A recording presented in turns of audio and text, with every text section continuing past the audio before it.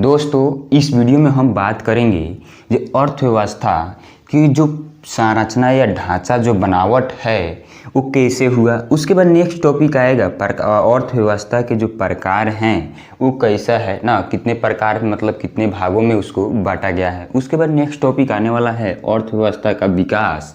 उसके बाद आएगा अर्थव्यवस्था का नियोजन मतलब आर्थिक नियोजन का अर्थ, ठीक है, उसको आर्थिक नियोजन किसे कहा जाता है, और सतत विकास। इस सभी टॉपिक को बारे में आज हम बात करेंगे। लेकिन इससे पहले आपको इन सभी टॉपिकों के बारे में बात करने से पहले आपको एक और बात बता दें, अगर आपने इसके पहले वाले जो वीडियो है उसको नहीं देखा हुआ है दोस्त, तो इस वीडियो के डिस्क्रिप्शन में उस वीडियो का लिंक है, आप जाकर उस लिंक पे क्लिक करके उस वीडियो को आप देख लीजिएगा सबसे पहले। क्योंकि अगर वो आप वीडियो नहीं देखते हैं तो आपको कुछ भी समझ में नहीं आएगा, ठीक है दोस्त। क्योंकि इसमें थोड़ा मोड़ा समझ में आ सकता है, थोड़ा सा समझ में आ सकता है, लेकिन अगर वो वीडियो देखते हैं तो आपको 100% पूरा समझ में आएगा। तो इसलिए आप उस वीडियो को सबसे पहले वॉच कर लीजिए, उसके बाद इस वीडियो पे आइएगा। तो दोस्त, सबसे पहले हम बता दें, उस वीडियो में हमने बात किया हुआ था थोड़ा मोड़ा, उस वीडियो से आते हैं उस टॉपिक से लेकर, उसमें बात किया हुआ था अर्थव्यवस्था क्या होता है, अर्थव्यवस्था किसे कहते हैं, उसको हमने अर्थशास्त्र के मतलब पूरा डिस्कस किया हुआ था, जो अर्थव्यवस्था क्या होता है ना। तो अर्थव्यवस्था किसे कहते हैं उसमें हमने डिस्कस कर लिया हुआ था। उसके बाद नेक्स्ट टॉपिक उसमें आया था कि अर्थव्यवस्था का जो संरचना या ढांचा जो बनाया गया है अर्थव्यवस्था को। अब जैसे समझने की कोशिश कीजिएगा दोस्त, अगर ये मार्कर है तो मार्कर को बनाने में जो संरचना इसका है, जो बनावट है, तो यह भी किसी प्रकार से हुआ है नु। तो उसी प्रकार अर्थव्यवस्था को भी संरचना मतलब इसका बनावट जो है वो कैसे हुआ है। तो बनावट को हम 3 भागों में डिफाइन कर दिए हैं। कितने भागों में दोस्त? 3 भागों में, मतलब 3 भागों में हम इस बनावट को, अर्थव्यवस्था की बनावट को बांट दिए हैं। संरचना जो अर्थव्यवस्था का है उसे 3 भागों में बांट दिए हैं, वो उस वीडियो में हमने बता दिया था। लेकिन इस वीडियो में आपको पूरा हम डिटेल में समझाने की कोशिश करेंगे। और यहीं पे आपको अर्थव्यवस्था ऐसा सब्जेक्ट है जो आपसे इससे प्यार हो जाएगा। अब अगर आप इसको अच्छे तरह से पढ़ते हैं तो बहुत ही इंटरेस्टिंग सब्जेक्ट है। आपको जान लीजिए 100 इसमें जितना भी क्वेश्चन आएगा आपके एक भी क्वेश्चन नहीं छूटेगा। अगर आप इस मतलब क्वेश्चन को पूरा सॉल्व करना चाहते हैं तो रेगुलर वीडियो आ रहा है, रेगुलर आप देखते रहिए, ठीक है। तो दोस्तों देखिए, सबसे पहले आते हैं अर्थव्यवस्था का जो ढांचा या संरचना है। तो फर्स्ट नंबर क्या है? फर्स्ट नंबर है प्राथमिक क्षेत्र, ठीक है। प्राथमिक क्षेत्र मतलब इसको 3 भागों में डिफाइन किया हुआ है दोस्त, ठीक है। फर्स्ट नंबर आता है प्राथमिक क्षेत्र, 2 नंबर आता है द्वितीयक क्षेत्र और 3 नंबर तृतीयक क्षेत्र। तो दोस्त आपको इसी तरह याद हो गया, प्राथमिक द्वितीयक तृतीयक मतलब 3 गो क्षेत्र हो गया। तो आपको इसमें याद करने वाला कोई चीज़ है? आपको इसी तरह पता चल रहा है भाई, प्राथमिक द्वितीयक तृतीयक। तो इस तरह जो पता चल रहा है तीनों क्षेत्र को, इसमें क्या क्या आता है, पहला क्षेत्र में कौन सा कैटेगरी आता है, दूसरा का क्षेत्र में क्या क्या जो ऐसे कार्य हैं जो उसमें आते हैं, तीसरा का क्षेत्र में क्या ऐसा कार्य है वो भी आता है। तो चलिए डिस्कस करते हैं इस पे। प्राथमिक क्षेत्र में होता है जैसे कृषि, पशुपालन और मछली पालन जो होता है, या पशुपालन या कृषि मतलब खेती करना ना, और पशुपालन गाय भैंस जो होते हैं उसको हमको पालना, उससे जो दूध हमें मतलब मिलता है उसको मार्केट में बेचकर इनकम करना ना। उसके बाद मछली पालन, मछली को पालकर उसको मतलब बेचकर पैसा कमाना। तो जब मछली पालन, पशुपालन और कृषि ये सब जो कार्य कौन करते हैं? तो कृषि लोग करते हैं, मतलब किसान लोग जो है, किसान के अंतर्गत ये सब कार्य आता है। कृषि के अंतर्गत ये सब कार्य आते हैं। ये जो जितना भी कार्य कर रहे हैं, पशुपालन, मछली पालन, ये क्या है? कृषि लोग ही करते हैं। खेती कौन करता है? किसान लोग ही करते हैं। तो उसी को हम बोल सकते हैं, अगर हम प्राथमिक क्षेत्र में रखते हैं जो भी किसान कार्य कर रहा है, जैसे पशुपालन हो गया, मछली पालन हो गया, कृषि हो गया, ये जितना भी खेती करना है ये क्या करते हैं? किसान लोग करते हैं। तो हम उसको कृषि कहते हैं, ठीक है। तो जब हम कृषि कहते हैं तो हम काहे नहीं बोलेंगे दोस्त जो प्राथमिक क्षेत्र को कृषि क्षेत्र भी कहते हैं? तो हम यस बोलेंगे जो प्राथमिक क्षेत्र को क्या कहते हैं? कृषि क्षेत्र भी कहते हैं। उसके बाद सेकेंड नंबर टॉपिक आता है दोस्त जो द्वितीयक क्षेत्र। तो द्वितीयक क्षेत्र में देखिए जैसे उद्योग हो गया, ठीक है। उद्योग मतलब क्या होता है? जो भी कल कारखाना है, जैसे चीनी उद्योग, जहाँ पे गन्ना ले जाते हैं और चीनी का निर्माण होता है। सूती वस्त्र उद्योग, मतलब सूती से वस्त्र का निर्माण होता है, जो कपड़ा है वो निर्माण होता है ना। स्वेटर हो गया, जैसे इस सब के जितना भी जैकेट हो गया, ये क्या होता है, सूती वस्त्र से हमें सूती मिल में, मतलब सूती जो उद्योग है वहाँ से बनकर हमें प्राप्त होता है। तो उसी प्रकार खनिज व्यवसाय, जो भी खनिज का सामान बन रहा है, जैसे लोहा हो गया, तांबा का हो गया, इससे जितने भी वस्तु आते हैं खनिज व्यवसाय, उससे हमें व्यवसाय जो कार्य हम उद्योग के जरिए कर रहे हैं तो वो द्वितीयक क्षेत्र में आता है। उसका निर्माण कार्य, जो भी निर्माण कर रहे हैं वो भी मतलब द्वितीयक क्षेत्र में। अब जो उपयोगी सेवाएं, और जो उपयोगी सेवाएं का मतलब समझने की कोशिश कीजिएगा दोस्त। जैसे बिजली हो गया, ठीक है दोस्त। उसके बाद आता है बिजली और गैस। तो गैस आपको जो एलपीजी घर पे आता है, वो गैस क्या होता है, हमें एलपीजी जो प्राप्त हुआ है तो वो एक मतलब कारखाना के जरिए ही हमें मिलता है, कारखाना से ही प्राप्त होता है। उसी प्रकार है क्या, बिजली। तो बिजली हमें पावर हाउस है, वहाँ से हमारे घर पे आता है, तो पावर हाउस से ही प्राप्त होता है। तो यहाँ पे आप समझ लीजिएगा दोस्त, गैस और बिजली ये सब क्या आते हैं द्वितीयक क्षेत्र में। और ये जितना भी कार्य हो रहा है एक कारखाना मतलब एक उद्योग के जरिए हमें प्राप्त होता है। और चीनी मिल से आप दोस्त जानिएगा, चीनी मिल से हमें क्या प्राप्त होता है, हमें चीनी मिल जैसे मिल हो गया तो उससे हमें बिजली भी मिलता है कि नहीं। तो जब हमें बिजली भी उससे प्राप्त हो रहा है तो एक उद्योग के जरिए हमें बिजली मिल रहा है ना। तो जब हमें उद्योग के जरिए इसमें जितना भी कार्य हो रहा है एक उद्योग में ही होता है और उद्योग से ही हमें प्राप्त होता है। तो जब द्वितीयक क्षेत्र में उद्योग के जरिए ही बात करते हैं तो हम काहे नहीं बोलेंगे दोस्त, ये द्वितीयक क्षेत्र को औद्योगिक क्षेत्र भी कहते हैं, क्योंकि हम यहाँ पे उद्योग के बारे में ही बात कर रहे हैं। तो हम द्वितीयक क्षेत्र को औद्योगिक क्षेत्र भी बोल देंगे, इसमें कोई दिक्कत नहीं है दोस्त। उसके बाद 3 नंबर में आता है तृतीयक क्षेत्र। तो तृतीयक मतलब 3 वाला क्षेत्र, 3 गो मतलब इसमें तृतीयक क्षेत्र में। अब देखिए तृतीयक क्षेत्र में क्या होता है दोस्त, अगर हम द्वितीयक क्षेत्र की बात करें तो इसमें उद्योग आ रहा है, और हम प्राथमिक क्षेत्र की बात करें तो इसमें कृषि आ रहा है। तो दोनों जब कृषि और उद्योग ये दोनों मिलकर हमें क्या प्रदान करता है, सेवा प्रदान करता है ना। कृषि से अब खेती करते हैं तो हमें भोजन मिलता है, वहाँ से चावल मिलता है, तो चावल से हम खाना खाते हैं तो जिंदा रहते हैं, तो हमें क्या प्रदान कर रहा है, एक सेवा प्रदान कर रहा है। उद्योग जो है तो उद्योग से हमें क्या मिलता है, वस्त्र मिलता है। तो जब हमें वस्त्र मिलता है उद्योग से, तो जब वो भी एक सेवा प्रदान कर रहा है। उद्योग से हमें जैसे बर्तन हो गया, वो भी हमें उद्योग के जरिए ही मिलता है। तो जब हमें उद्योग के जरिए सेवा मिल रहा है, कृषि के जरिए भी सेवा मिल रहा है, तो हम उसको कहे नहीं बोलेंगे दोस्त, जो प्राथमिक क्षेत्र और द्वितीयक क्षेत्र से जो हमें सेवा प्रदान होता है उसे हम तृतीयक क्षेत्र कहते हैं। तो तृतीयक क्षेत्र में देखिए कौन कौन से आते हैं, जैसे बैंक हो गया और बीमा। तो आप एसबीआई में आप गए होंगे, पैसा भी निकाले होंगे, जमा भी किए होंगे। तो बैंक में आप गए होंगे, तो बैंक में या बहुत ऐसे बैंक है जहाँ पे आप गए होंगे। तो बैंक हो गया और बीमा।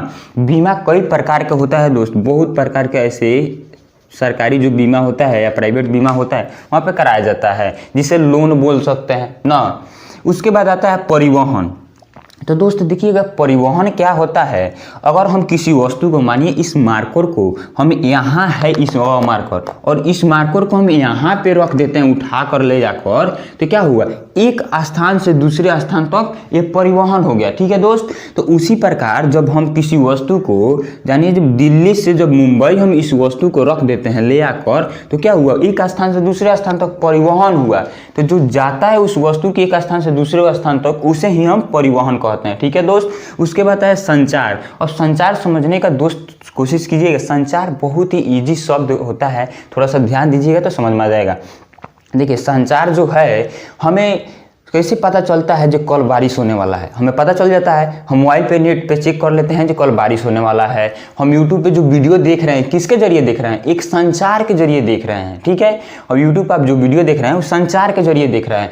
जब हम मोबाइल पे पता चल जाता है कल बारिश होने वाला, संचार के जरिए पता चलता है। कैसे, तो देखिए जो हमारे अंतरिक्ष है उसमें बहुत सारे जैसे बहुत सारे वहाँ पे सेट मतलब एथी है यंत्र रखा हुआ है, वहाँ पे घूम रहा है सब, वहाँ से हमें संचार मिलता है, वहाँ के जरिए वहाँ से संचार है, वहाँ से यहाँ से संचार पूरे जगह से लिया जाता है और एक जगह पूरा फोकस करके दिया जाता है, तो हमें पता चलता है हाँ कल बारिश होने वाला है ना। तो उसी प्रकार हमें संचार, हम एक स्थान से दूसरा स्थान से किसी से बात करते हैं, हम यहाँ दिल्ली हैं और मुंबई कोई व्यक्ति वहाँ पे है, हम उसके पास कॉल कर जब बात करते हैं तो यहाँ से जो वहाँ तक आवाज़ जाता है तो क्या चीज़ से जाता है, क्या चीज़ से पता चलता है, जो हम ये काम कर रहे हैं वो काम कर रहे हैं बताते हैं, तो हमें उस संचार के जरिए पता चलता है। ठीक है दोस्त, उसके बाद आता है व्यापार। तो व्यापार क्या होता है, तो व्यापार देखिए, हम किसी वस्तु को खरीद कर और उस वस्तु को हम जब बेच देते हैं तो एक व्यापार के कार्य करते हैं, और 5 रुपये खरीदे और 7 रुपये बेच दिए तो 2 रुपये हमें नफा होता है, तो एक व्यापार के कार्य कर रहे हैं। ठीक है, उसी प्रकार देखिए अगला टॉपिक होता है, और तीनों टॉपिक आपको समझ में आ गया। और इसमें देखिए हम बैंक जो है, तो बैंक से हमें एक सेवा मिल रहा है ना। उसके बाद बीमा जो है, उससे भी हम जो लोन लेते हैं तो एक सेवा हमें प्रदान हो रहा है भाई, हम सेवा प्रदान मतलब मिल रहा है हमें। परिवहन जो है, अब हम यहाँ से वहाँ तक तेजी में चले जा रहे हैं, हम यहाँ से तेजी में बात कर ले रहे हैं किसी से, तो क्या हो रहा है, एक परिवहन जो है, परिवहन एक स्थान से दूसरे स्थान तक वस्तु को चला जा रहा है, तो एक बहुत ही आसान हमें सेवा प्रदान मिल जा रहा है एक स्थान से दूसरे स्थान तक। नहीं तो भाई दिल्ली से हमें मुंबई मूड़ी पे कोई वस्तु को रख कर ले जाना हो माथा पे, तो क्या हमें दिक्कत होगा कि नहीं, बहुत ज़्यादा दिक्कत होगा। तो इसीलिए हम किसी वस्तु को गाड़ी पे लाते हैं, यहाँ से यहाँ तक पुगा देते हैं, तो हमें परिवहन जो हो रहा है हमें एक सेवा प्रदान कर रहा है। उसी प्रकार संचार जो है, ये अभी हम किसी से तेज़ी में बात कर रहे हैं तो अभी एक हमें सेवा प्रदान कर रहा है, व्यापार भी एक सेवा प्रदान कर रहा है। तो जब हम सेवा प्रदान, इसमें सिर्फ सेवा के बारे में ही बात कर रहे हैं, तो हम तृतीयक क्षेत्र को बोलेंगे, ये तृतीयक क्षेत्र को सेवा क्षेत्र भी कहते हैं। ये तीनों टॉपिक आपको दोस्त समझ में आ चुका होगा। ठीक है, उसके बाद हम नेक्स्ट टॉपिक के बारे में बात करेंगे। अगर आप चाहते हैं इन तीनों टॉपिक को उतारने के लिए तो वीडियो यहाँ पे पॉज कीजिए, मतलब रोक दीजिए और इस तीनों टॉपिक को उतार लीजिए और नेक्स्ट टॉपिक पे बात करते हैं।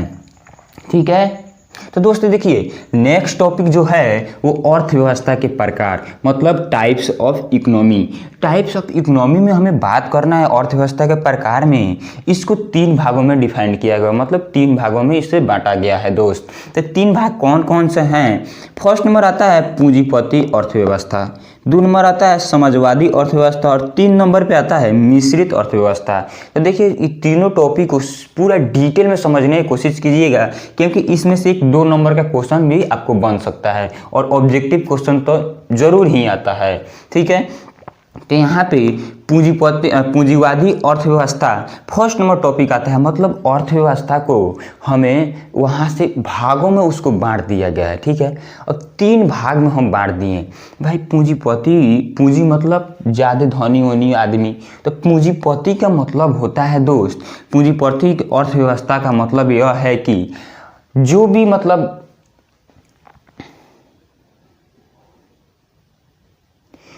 जो भी हम दोस्त जो भी उद्योग चला रहे हैं, जो कोई भी उद्योग हम बना लिए, कोई भी मतलब कारखाना बना लिए, कोई भी हम चीज़ खरीद रहे हैं, तो उसमें सिर्फ एक निजी व्यक्ति का मतलब अधिकार हो।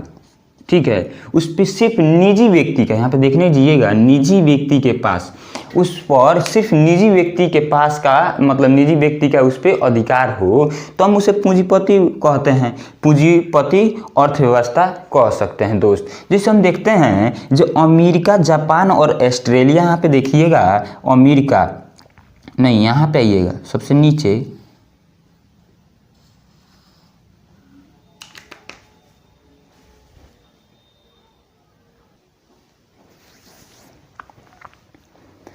तो दोस्त देखिए पूंजीवादी अर्थव्यवस्था जो है, इसमें ऐसे मतलब 2 या 3 देश ऐसे हैं जहाँ पे सिर्फ हमें मतलब वहाँ का जितना भी उद्योग है, कोई भी कार्य, जो भी वस्तु खरीद रहे हैं, उस पर सिर्फ निजी व्यक्ति का अधिकार होता है। जो भी कार्य करें उस पर निजी व्यक्ति का अधिकार होता है। जैसे अमेरिका हो गया, देखिएगा यहाँ पे फर्स्ट नंबर आ रहा है अमेरिका। ठीक है, अमेरिका जैसे हो गया, तो अमेरिका में क्या, अमेरिका, जापान और ऑस्ट्रेलिया, यहाँ पे जितना भी है, अमेरिका बहुत ज़्यादा धनी देश क्यों है, जापान धनी देश क्यों है, इसके पास ऑस्ट्रेलिया भी क्यों है, क्योंकि यहाँ पे जितना भी मतलब उद्योग है, जो भी यहाँ पे कंपनी है, वो उस पर किसी एक व्यक्ति का अधिकार है।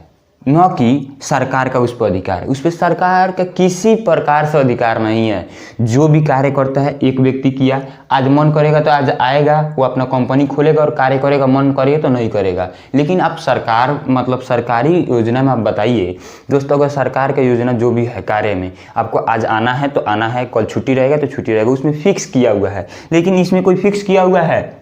कभी हम पूंजीवादी अर्थव्यवस्था में कभी तेज़ी से हमें लाख रुपए कमा लेते हैं एक दिन में, और कभी हमें एक भी रुपया नहीं मिलता है ना। तो इसीलिए अमेरिका, जापान और ऑस्ट्रेलिया में पूंजीवादी अर्थव्यवस्था चलता है और इस पे सिर्फ एक निजी व्यक्ति का अधिकार होता है, ठीक है। उसके बाद सेकंड नंबर आपको पता चल चुका होगा। फर्स्ट नंबर जो निजी व्यक्ति के जिस मतलब उद्योग पर अधिकार होता है, निजी व्यक्ति का अधिकार होना पूंजीवादी अर्थव्यवस्था कहलाता है। सेकेंड नंबर आता है समाजवादी अर्थव्यवस्था। तो समाजवादी अर्थव्यवस्था दोस्त क्या होता है, जिसे देखिए देश के सरकार के पास इसका अधिकार हो, ठीक है। और कोई भी अर्थव्यवस्था है, ठीक है, लेकिन उसका जब हम देश के पास अधिकार हो जाता है, कोई भी देश है जैसे भारत हो गया, चीन हो गया, क्यूबा हो गया, ऐसे कोई भी देश हो जब उस पे मतलब सिर्फ देश का अधिकार हो, कोई भी उद्योग बन रहा है उस देश में और उस पे देश का अधिकार हो।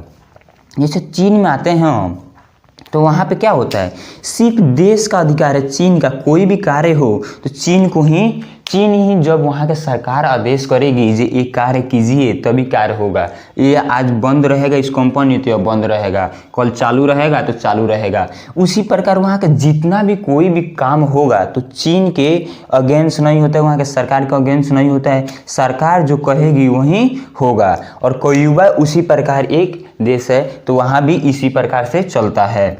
लेकिन अगले टॉपिक पे आपको पता चल गया हो, देश मतलब देश के सरकार के पास जिस मतलब अधिकार होता है उसे हम समाजवादी अर्थव्यवस्था कहते हैं। और नेक्स्ट टॉपिक आता है जो मिश्रित अर्थव्यवस्था।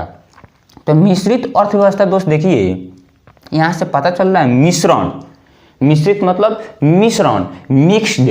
वहाँ पे क्या होता है, मिक्स्ड मतलब क्या होता है, पूरा जब हम किसी वस्तु को, 2 या 3 वस्तु को जब एक साथ मिक्स कर देते हैं, जैसे चीनी हो गया, पानी हो गया, उसको मिक्स कर दे रहे हैं तो क्या हो रहा है, एक मिक्स्ड हो गया, तो मिश्रण उसे कह सकते हैं, ठीक है। उसी प्रकार मिश्रण अर्थव्यवस्था में क्या होता है, पूंजीवादी और समाजवादी ये दोनों आता है, ठीक है। दोनों जब आ जाता है, दोनों मिक्स कर देते हैं, एक साथ मिला देते हैं, तो उसे ही कहते हैं मिश्रित अर्थव्यवस्था। तो जब हम पूंजीवादी अर्थव्यवस्था में समझ लिए हैं दोस्त, तो निजी व्यक्ति के पास अधिकार हो, और समाजवादी अर्थव्यवस्था में सरकार के पास अधिकार हो, जो भी दोनों किसी देश में लागू हो, निजी व्यक्ति का अधिकार हो और सरकार का भी अधिकार हो, दोनों का अधिकार हो, तो उसे कहते हैं मिश्रण अर्थव्यवस्था, मिश्रित अर्थव्यवस्था, ठीक है। यहाँ पे लिख भी दिया गया है कि सरकार तथा निजी व्यक्तियों के पास अधिकार हो तो उसे कहते हैं मिश्रित अर्थव्यवस्था, ठीक है दोस्त। आगे बढ़ते हैं तो मिश्रित अर्थव्यवस्था में सबसे इम्पोर्टेंट क्वेश्चन यह हो सकता है जो कि है भारत, क्योंकि भारत के हम अर्थव्यवस्था के बारे में बात कर रहे हैं। भारत के जो अर्थव्यवस्था है उसके बारे में हम बात कर रहे हैं। तो भारत के जब अर्थव्यवस्था के बारे में बात कर रहे हैं तो मिश्रित अर्थव्यवस्था किस देश में लागू है या किस देश में चलता है, तो आप बोल सकते हैं भारत। ये VVI क्वेश्चन हो सकता है दोस्त ऑब्जेक्टिव के लिए। तो यहाँ पे ध्यान दीजिएगा, मिश्रित अर्थव्यवस्था है जो किस देश में लागू है, भारत में। और मिश्रित अर्थव्यवस्था किसे कहते हैं, तो जो वो अर्थव्यवस्था जिसका सरकार तथा निजी व्यक्ति के पास अधिकार हो उसे हम मिश्रित अर्थव्यवस्था कहते हैं। आपको इतना टॉपिक समझ में आ चुका होगा जो अर्थव्यवस्था के प्रकार और संरचना अर्थव्यवस्था के। उसके बाद नेक्स्ट टॉपिक दोस्त देखिए, इतना अगर समझ में आ चुका है दोस्त तो आगे बढ़ने की कोशिश करते हैं। आगे देखिए दोस्त क्या है, जो अर्थव्यवस्था का विकास, ठीक है। अर्थव्यवस्था के विकास के बारे में हमें पूरे डिटेल में समझना है दोस्त, ठीक है। तो देखिए अर्थव्यवस्था क्या होता है और इसका विकास कैसे हुआ, और इसका विकास के बारे में हमें 2 टॉपिक के बारे में पढ़ना है। कितने टॉपिक के बारे में, 1 और 2। 1 नंबर टॉपिक में क्या आता है, जो आर्थिक विकास, और 2 नंबर टॉपिक में मौद्रिक विकास। तो दोस्त देखिए आर्थिक विकास जो है उसमें बहुत सारा टॉपिक आ रहा है उसके अंतर्गत, ठीक है। और मतलब आर्थिक विकास कैसे हुआ उसको कई भागों में डिफाइन कर के बांटा गया है।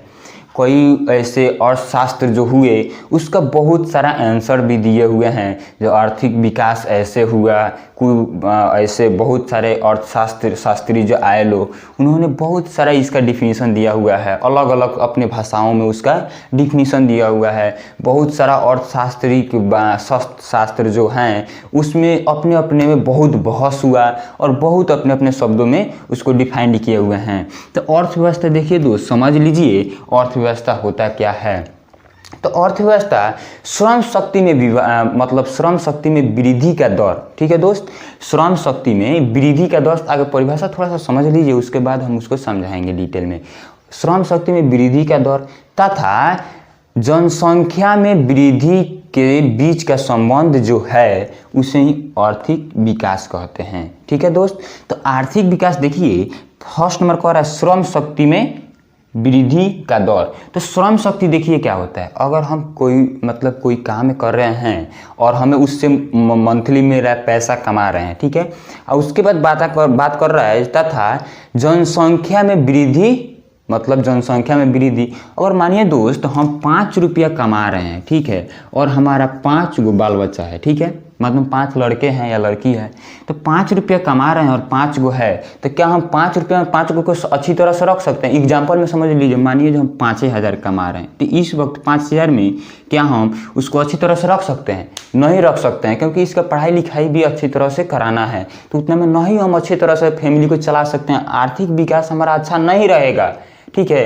तो वही कहने की कोशिश कर रहे हैं सब मतलब अर्थशास्त्री जो हैं वो बहुत ऐसे अर्थशास्त्री जो अपने कहने के भाषा में कोशिश कर रहे हैं कि आर्थिक विकास जो है वो जो मतलब श्रम शक्ति में श्रम शक्ति में वृद्धि, और हम मतलब जनसंख्या है उसका कम, हम मतलब जनसंख्या जो है कम करें ना, और 2 हम करते हैं जनसंख्या और 10,000 हम श्रम शक्ति, मतलब श्रम शक्ति हम ज़्यादा रुपया कमा रहे हैं, श्रम शक्ति हमारा वृद्धि ज़्यादा हो रहा है, 10,000 रुपया कमा रहे हैं, और हमारा बाल बच्चा 2 गो है, एक पत्नी है और माँ बाप, उस टाइप से हम 10,000 रुपया कमा रहे हैं, तो थोड़ा मोड़ा उसमें इनकम हमारा सही से अच्छा परिवार चल सकता है, आर्थिक विकास जो है हमारा थोड़ा सा अच्छा रह सकता है, आर्थिक अच्छा रह सकता है। लेकिन अगर हम अपना बाल बच्चे ज़्यादा हो सकता है और वहाँ पे इनकम हम हमारा कम हो रहा है, तो आर्थिक विकास हमारा सही रहेगा? नहीं रहेगा। तो इसीलिए वहाँ पे बता रहे हैं जो आर्थिक विकास में श्रम शक्ति में वृद्धि का दर तथा श्रम शक्ति में वृद्धि का दर तथा जनसंख्या में वृद्धि के बीच का जो संबंध है उसी को आर्थिक विकास कहा जाता है। और इन्होंने इस परिभाषा को सबसे पहले रोस्टो, ठीक है, रोस्टो ने सबसे पहले इसका परिभाषा को डिफाइंड किया हुआ था। रोस्टो के अनुसार इस परिभाषा को बताते हैं कि आर्थिक विकास श्रम शक्ति में वृद्धि का दर तथा जनसंख्या में वृद्धि के बीच के संबंध जो हैं उसी को आर्थिक विकास कहा जाता है। इसके अंदर बहुत ऐसे टॉपिक आ रहे हैं, देखिए दोस्त, इसके अंदर ये पूरा टॉपिक आता है, तो हम आर्थिक विकास के अंतर्गत आगे पूरे टॉपिक को बात कर लेंगे। उसके बाद आएंगे हम मौद्रिक विकास के बारे में पढ़ेंगे। तो समझ में आ चुका होगा जो आर्थिक विकास क्या होता है, तो आर्थिक विकास आप समझ चुके, तो इस सभी टॉपिक के बारे में बात करेंगे। कुछ और टॉपिक हैं जो आर्थिक विकास के अंतर्गत आते हैं, तो उसमें भी हम बात कर लेंगे। उसके बाद हम मौद्रिक विकास के बारे में बात करेंगे। तो हम इसके अंतर्गत नीचे वाले टॉपिक के बारे में बात कर लेते हैं। तो मौद्रिक विकास में यह आप समझ लीजिएगा दोस्त, जो अर्थव्यवस्था का विकास 2 भागों में किया गया है। फर्स्ट नंबर क्या है? आर्थिक विकास। दूसरा नंबर टॉपिक क्या है? मौद्रिक विकास, ठीक है। तो हम आर्थिक विकास के अंतर्गत ये सब टॉपिक पढ़ रहे हैं। तो दोस्त आर्थिक विकास के अंतर्गत एक फर्स्ट नंबर टॉपिक क्या है? आर्थिक नियोजन का अर्थ समझाइए। मतलब आर्थिक नियोजन जो है वो कैसे हम कर सकते हैं। तो देखिए इसका परिभाषा सबसे पहले पढ़ते हैं और उसके अनुसार समझाते हैं। राष्ट्र की प्राथमिकताओं के अनुसार देश के संसाधनों का विभिन्न विकासात्मक क्रियाओं में प्रयोग करना है। मतलब आर्थिक जो नियोजन है राष्ट्र की प्राथमिकताओं के अनुसार देश के संसाधनों का विभिन्न विकासात्मक, अब देखो यहाँ पे संसाधन का बात किया जा रहा है, तो आपको अगर ज्योग्राफी नहीं पढ़े हुए हैं या नहीं देखे हुए हैं थोड़ा सा भी, तो ज्योग्राफी कोई घबराने की बात नहीं है। हम इकोनॉमिक्स को 0 लेवल से हाई लेवल तक ले चल रहे हैं, उसी प्रकार ज्योग्राफी को भी हम 0 लेवल से हाई लेवल तक, मतलब भूगोल को भी हम 0 लेवल से हाई लेवल तक ले चलेंगे। पढ़ेंगे। उसी प्रकार संसाधन फर्स्ट नंबर, भूगोल के फर्स्ट नंबर में आता है चैप्टर में, संसाधन किसे कहते हैं। तो देखिए संसाधन कोई भी वस्तु से जब हमें उसका उपयोग हम कोई सी वस्तु को कर लेते हैं तो उसी को हम संसाधन कहते हैं। जैसे हम इस मार्कर से लिखने का हम कार्य कर रहे हैं, कार्य कर ले रहे हैं, तो हमारे क्या लिखने का जो उपयोग कर रहे हैं इस मार्कर को, तो ये संसाधन का कार्य कर रही है, हमारा एक संसाधन हो गई। तो उसी प्रकार राष्ट्र की प्राथमिकताओं, जो भी प्राथमिकता है के अनुसार वहाँ पे जो भी लोग हैं राष्ट्र के, देश के संसाधनों का विभिन्न विकासात्मक, मतलब उसका जो प्रयोग करना है हमें संसाधन, जो भी मतलब वस्तु है देश के, हमें विकास के क्षेत्र में जब हम उसका प्रयोग करते हैं, विकास के क्षेत्र में उसका प्रयोग कर रहे हैं, तो उसे हम कह सकते हैं आर्थिक नियोजन। ठीक है, अगर हम किसी वस्तु को किसी इसी तरह बिक दिए हुए हैं, कहीं भी उसको हटा दिए हैं, उसका हम सही जगह पर उपयोग नहीं कर रहे हैं, तो आर्थिक नियोजन के अंतर्गत नहीं आता है। अगर उसका हम मतलब पूरा देश से इकट्ठा जो भी वहाँ के मंत्री जो भी लोग हैं मेन उन लोगों से राय लेकर उस संसाधन, उस वस्तु को सही जगह पर उपयोग करना ही आर्थिक नियोजन कहलाता है। आपको ये समझ में आ चुका होगा दोस्त, जो आर्थिक नियोजन क्या होता है। दोस्त वीडियो थोड़ा सा लंबी होती होगी, लेकिन वीडियो पूरा देखने का कोशिश जरूर कीजिएगा दोस्त। अगला टॉपिक क्या है, सतत विकास। सतत विकास में हम बात करेंगे सतत विकास क्या होता है। ये बहुत ही बीबीआई आपको एनसीईआरटी के क्वेश्चन आंसर में भी इस पे पूछा हुआ, सतत विकास किसे कहते हैं। ठीक है दोस्त, तो सतत विकास समझने की कोशिश कीजिएगा, जो सतत विकास होता क्या है। ठीक है, सतत विकास का शाब्दिक अर्थ दोस्त देखिए क्या होता है, जो भी वस्तु का निर्माण हो रहा है, जो भी वस्तु हम बना रहे हैं, उस वस्तु को वो जारी रह सके। मतलब हम किसी वस्तु को बना दिए तो हमेशा के लिए जारी रह सके, न कि आज बनाए वो खत्म हो गया, तो हमेशा के लिए जारी रह सके, कुछ दिन के लिए वो काम के लिए न हो, हमेशा के लिए चलता रहे ना। उसी प्रकार टिकाऊ रह सके ना।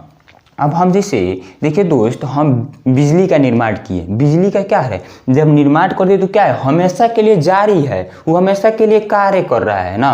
और उसी प्रकार जब हम बिजली का निर्माण करते हैं तो हमेशा के लिए कार्य कर रहा है, तो वैसे वस्तु को, ऐसे संसाधन को जो जारी रह सके और टिकाऊ रह सके। क्या बिजली टिकाऊ नहीं रहता है, हमेशा के लिए। अब जैसे किसी वस्तु को हम बना दिए तो जारी हमेशा उससे कार्य होता रहे, उसके बाद हमेशा के लिए रहे, टिकाऊ बना रहे, न कि आज बनाया कल टूट गया या खराब हो गया, तो वैसा नहीं बनाना है। ठीक है, कोई भी विकास कर रहे हैं हम तो वैसे नहीं करना हमें विकास। उसके बाद करता है वर्तमान न केवल बल्कि भावी पीढ़ी को भी ध्यान में रखे। मतलब देखिए दोस्त, इसमें बताने की कोशिश कर रहा है जो वर्तमान पीढ़ी आज हम बना दिए, तो वर्तमान क्या होता है, अभी जो समय चल रहा है उसे वर्तमान कहते हैं। तो वर्तमान न केवल हम वो वस्तु बना दिए तो नहीं सोचना है जब भाई 2021 में बनाए हैं तो 2022 ले ही चले। ठीक है, हमें वर्तमान में मतलब जो अभी चल रहा है उस टाइम का नहीं बात करना है, हमें भविष्य में जब हम लोग का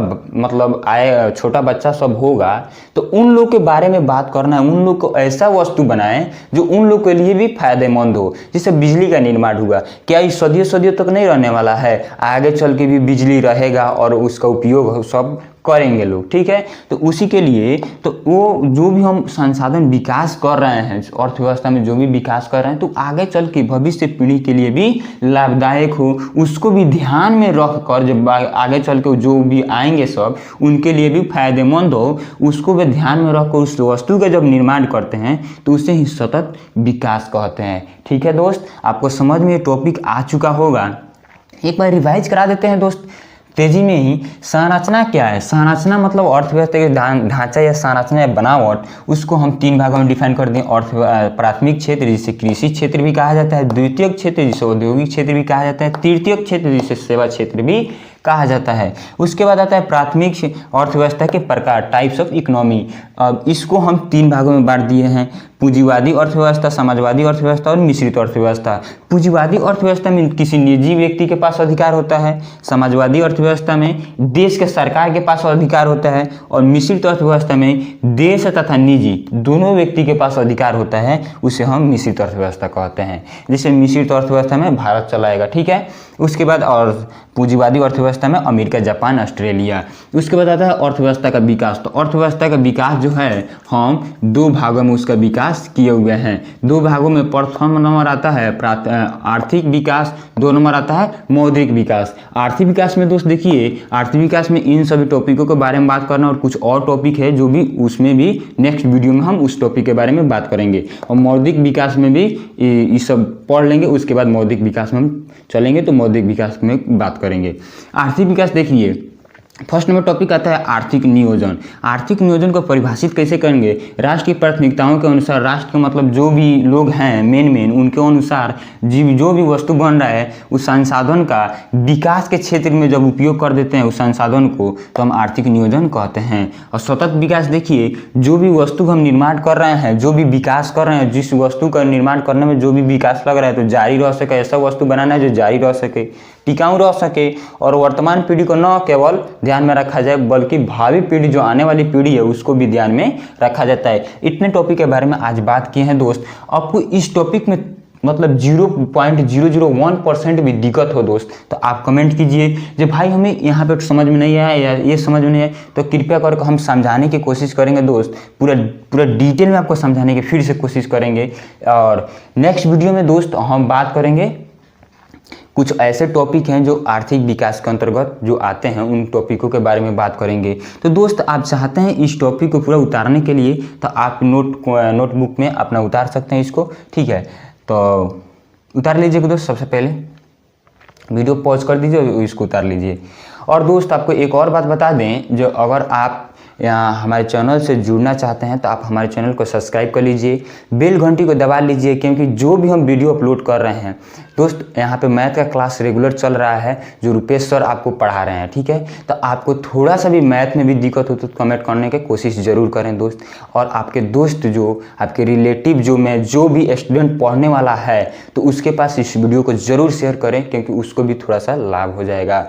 और दोस्त हमें एग्ज़ाम आने तक ही सिलेबस पूरा फाइनल करना है, तो कृपया करके आप अगर सपोर्ट करते हैं तो तेज़ी में सिलेबस आपका फाइनल हो जाएगा और जितना भी ऑब्जेक्टिव सब्जेक्टिव क्वेश्चन होगा उस पर हम तेज़ी से चलने की कोशिश करेंगे, क्योंकि सिलेबस फाइनल हो जाए तो ऑब्जेक्टिव क्वेश्चन और सब्जेक्टिव क्वेश्चन आपको बीबीआई जो होगा उसको सॉल्व कराना चालू कर देंगे तो आपको भी जल्दी एग्जाम में बहुत ही लाभ पुगेगा। तो इसी के साथ आज के वीडियो दोस्त यहीं पे समाप्त करते हैं। अगर इस वीडियो में थोड़े सा भी दिक्कत हो तो दोस्त ज़रूर कमेंट कीजिएगा और नेक्स्ट टॉपिक में और नेक्स्ट वीडियो में इसी के साथ मिलते हैं। और इकोनॉमिक्स सब्जेक्ट लेते हुए नेक्स्ट वीडियो में आपको मिलते हैं नेक्स्ट टॉपिक के साथ।